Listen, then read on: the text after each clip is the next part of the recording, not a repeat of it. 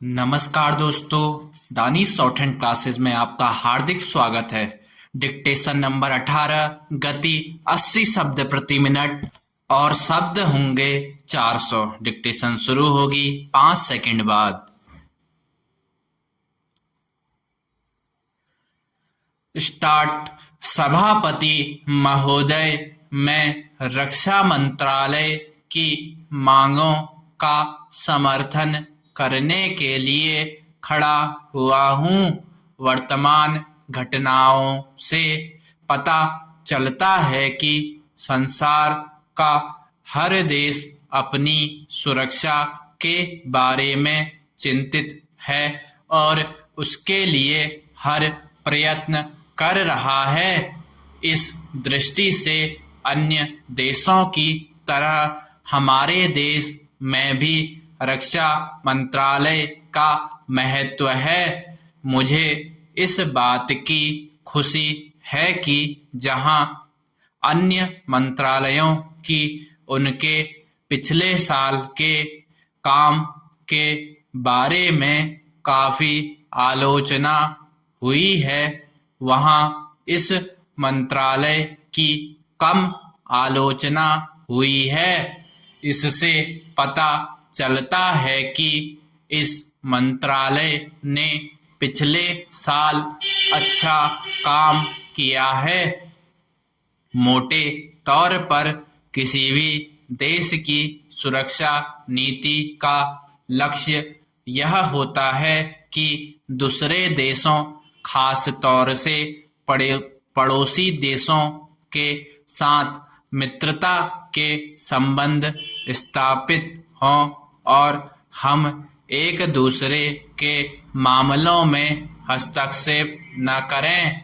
लेकिन उसके साथ यह भी जरूरी होता है कि अपने देश की सीमाओं और अखंडता की रक्षा करें।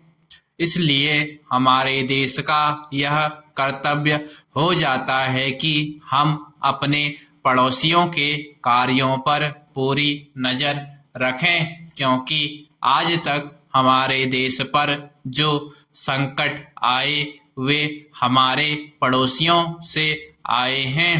1965 में पाकिस्तान के साथ जो लड़ाई हुई और उसके बाद ताशकंद में जो समझौता हुआ वह सिर्फ कागज पर ही रहा।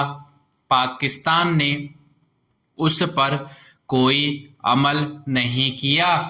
इस दृष्टि से बहुत जरूरी है कि हम अपने देश की सुरक्षा की हर तरह से व्यवस्था करें।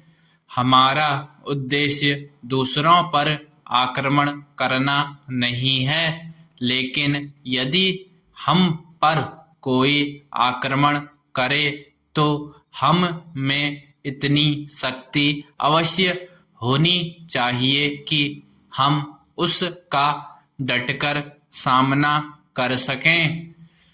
आप जानते हैं कि पिछले दिनों पाकिस्तान को अमेरिका और चीन से काफी मदद मिली है।